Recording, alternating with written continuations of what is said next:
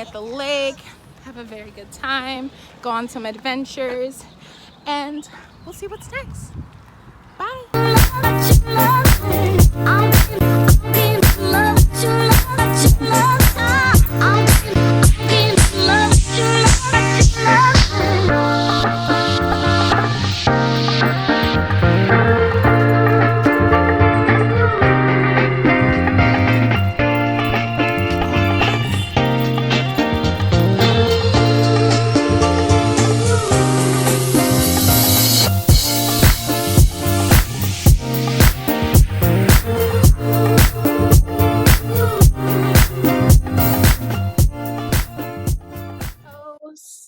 Drag show, it was amazing. There were so many amazing performances, literally just high energy. Everyone was amazing. We had really good food. We're just chilling, and we were really worried the weather was going to be crappy. It was raining this morning, and now it's basically really warm outside. We've got some breeze, and it's going to be a good time. Yay!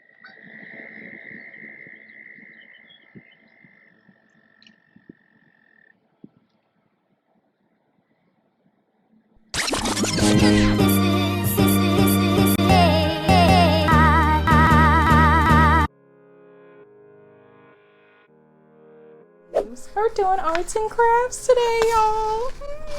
So I think I want these two colors, green and blue, and I think it's gonna be really cool. I'm gonna put it on my binder and just have some. Basically what I like to do is, if I'm reading a really nice book that has poetic words or just some inspiring words or empowering words, like whatever sticks out to me that resonates with me, basically with what I'm going through in life, I'm like, oh, I want that. It doesn't even have to be a whole sentence. It could literally be half a sentence, but regardless, it's what stands out to me. Or I use the motivation app because I love that app. It always sends me something that I really need to hear that day, and I'm like, oh. I'm like, is this the universe? It might be the universe. It just might be the universe. So I take it as that. And yeah, so let's get started. Let's make some nice shit. Ooh. What did they call this back in school? Hot dog style? I used to low-key struggle with it. I don't know why either. Maybe it was because it was like I realized it because it was like hot dog, because hot dogs are skinnier than hamburgers. Like hamburgers are wide. But it just logically did not make sense to me. There had to be a better, like, it's not a metaphor, but there had to be a better way to describe like what these are. You know what I'm saying? It's just so weird. Hot dog and hamburger style. Like, I'm in 3rd grade. Do better. Do better. Oh my gosh, do y'all remember those? I don't know why this memory is popping up in my head, but do y'all remember those book covers that were basically just paper? Like, you could decorate them, but it was literally like that waxy, glossy paper that you had to use. Damn, memories. I don't know why that came into my brain.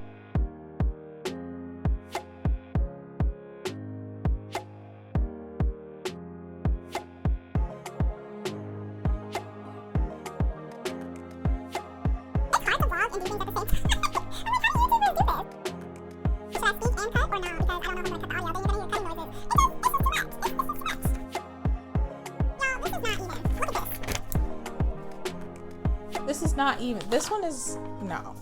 This one is better. This is not supposed to be perfect. Maybe I'll do 2 colors. I really like green. Green has always been my favorite color. No, it hasn't. I like black too, but I think black because black makes you, I'm a Scorpio, I like dark, you know? Who knows? I don't know what I did, y'all. This is what's going on. I thought it was cool because like this one was better, but you can see on tape. I don't know. Maybe, ooh. Maybe I'll just color it. You know what I'm saying? Or I could put some like sticky notes on top of the sticky notes, and I can tape the back, and then I'll just, because this is my binder. This binder has everything. It has shadow work stuff in it. Basically just anything and all things. When I have my therapy sessions, y'all don't need to see what's in this binder. Y'all don't need to see what's in this binder. This is reminding me of Zoom. Boston Max.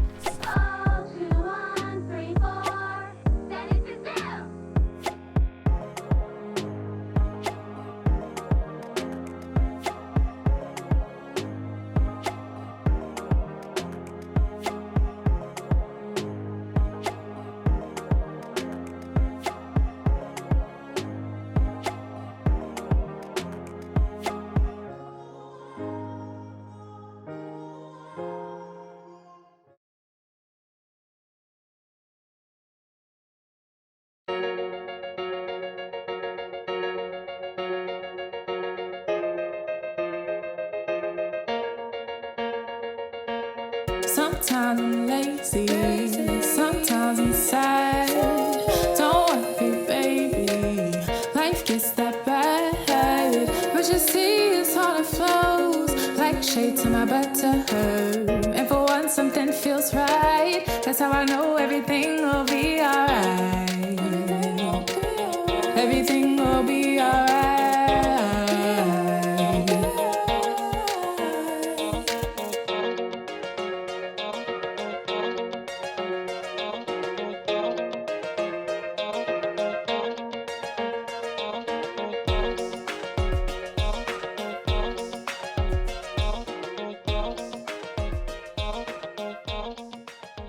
I'm ready for this.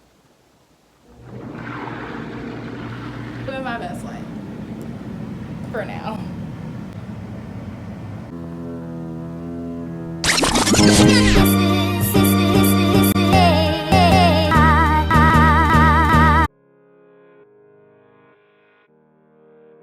Stage 2 is the bridge between the old and the new, the neutral zone.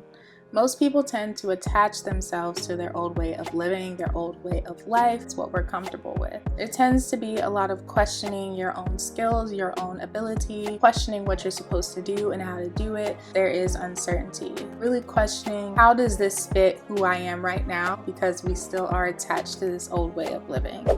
The thing about stage 2 is, even though you already experienced the change, you're now being faced with something new that requires a lot of you. Why does that require a lot of you?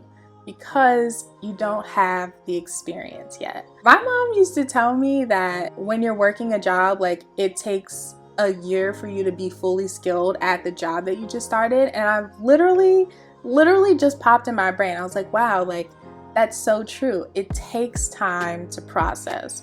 So with that being said, it's going to be very stressful. It's going to take a lot out of you to just do, whether it's, again, dealing with a breakup, being in a new job, starting school, even just doing small tasks. It's probably going to take more energy for you to do those small tasks than it is to do something that you used to do.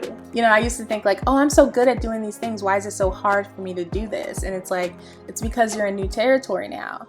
And you know, when we learn new things, there is a little amount of stress. It doesn't even have to be bad stress. It can be good stress, but stress takes a toll on your body. And so it's going to take time to get through that task or get through that event or get through that new set change or new experience. It's not something that can happen overnight. I'm very stubborn. And with the culture that we live in, it's kind of hard. Like, if you don't produce a certain amount, it makes you feel less than. It leads to low self-esteem, confidence levels are low. It's just a huge impact to your personhood. And so you have to be adaptable. You have to be flexible. There are a lot of good days and there are a lot of bad days. Some days you feel like you can adapt to the new change and you're having a good day. You're setting little goals for yourself. And then other days it just hits you right again like, holy. So one of Bridge's solutions is to make sure that you are setting small goals for yourself. And setting small goals equates to wins. So making sure that, yes, you're struggling with these new habits, new way of living, new lifestyle, setting small goals.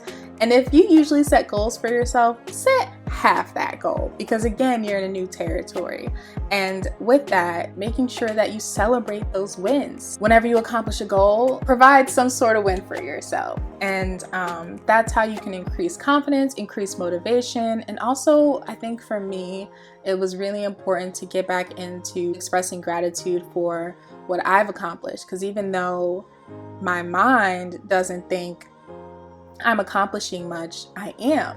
You know, I had to remind myself that I'm not recording every day and I'm not pushing out content every day. The fact that I'm working on content is a huge thing. So it's just really trying to open your mind to other possibilities and not this linear way of approaching life. Not only does it increase motivation, but it increases discipline as well. Discipline for new tasks that you've never done before. And it's crazy in my mind thinking about learning, how learning is a process. It's just like, it's all a cycle, but it's just like, damn, like I'm constantly learning and applying not the same exact things, but have to apply the same thing.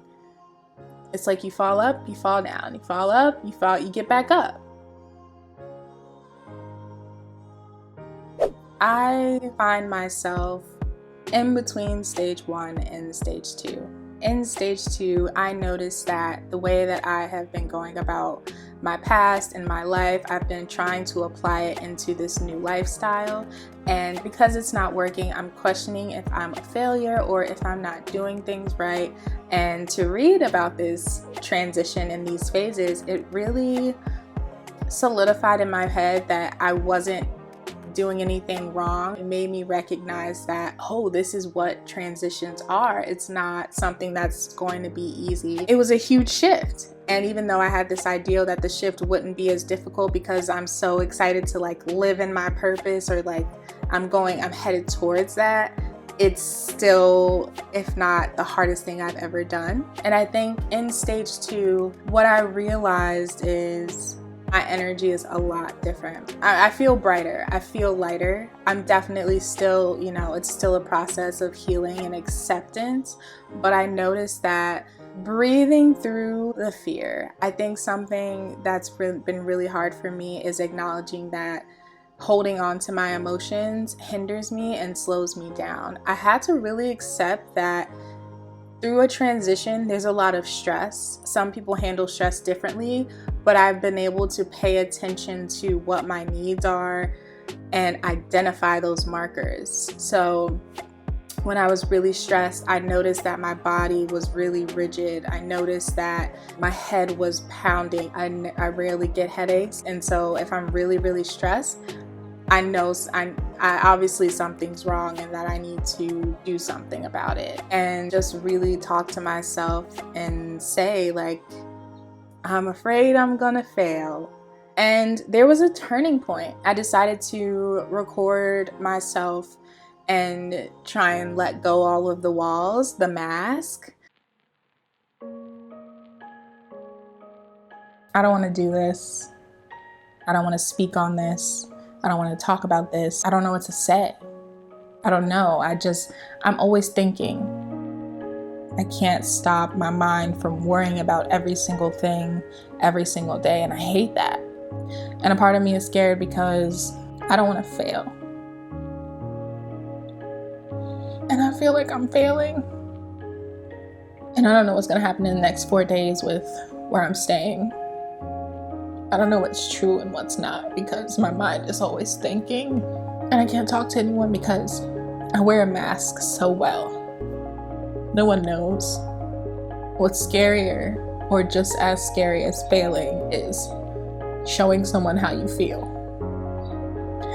And I don't know if this journey is right for me or not.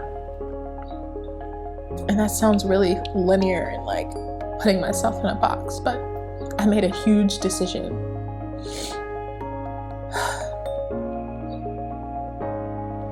I don't know why I thought it was going to be easy.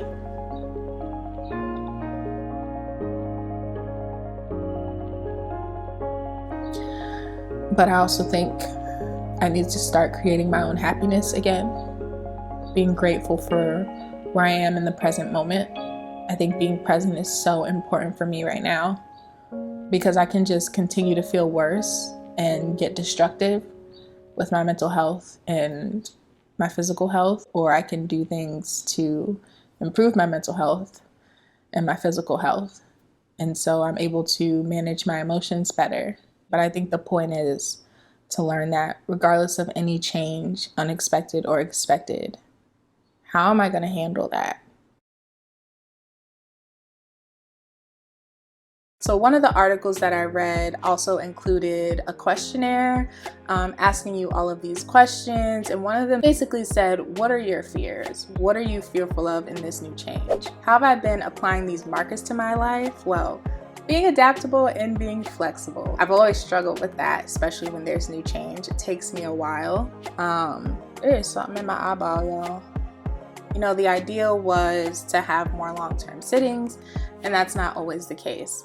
And so I'm living out of a suitcase, and I still have this mentality that I'm homeless. I think the appropriate term is houseless, but I made this choice. You know, I am financially struggling, but I have the means to buy myself food and, you know, get an Airbnb when I don't have a sitting. Well, sometimes. Well, I have, but sometimes I don't. But again, being adaptable, I notice I get really stressed even just like packing from my sitting. I'm like, oh my gosh, I'm stressed because I have to pack and all these things, and I'm moving on to another sitting, and I'm making it feel bad. And I don't know why I'm doing that to myself. And so again, I think it's this old identity that's not used. I still haven't physically or mentally and emotionally transitioned into this new stage of this is the new.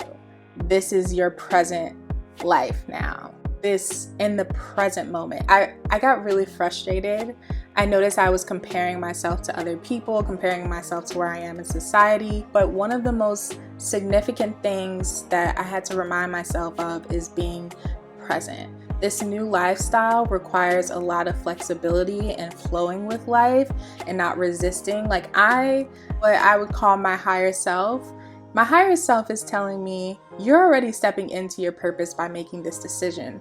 So I'm going to be given more assistance by my spiritual team because I'm stepping into that territory. Doesn't mean there's not still challenges though. And what I think is required of me is to be more present. So trying to express more gratitude again, just like thinking about all of the beautiful homes that I'm in. Like I got to stay in a jacuzzi, they had a whirlpool. Some of these houses are so big, like ginormous. And it's not, I don't want to be materialistic, but it's like, these are the things that I want one day. These are the things that I just get to experience a different quality of life. And I'm trying to hone in on that. Or like if I'm hanging out with dogs and I'm really stressed and I don't want to I don't want to even be near the pets or anything. And I'm like, hold on. And then all of a sudden, like a dog will come to me and I'm like, you know what? Let's pause for a second. Let's pet the dog and relieve our stress. And like, I'm taking my moments too seriously. But I'm finally getting to the point of like, oh, this is my new way of life. And I think this is the neutral zone. There are good and there are bad days. I definitely am trying to, again, relearning, looking at myself without judgment, looking at my thoughts without judgment. And so that's all been really helpful.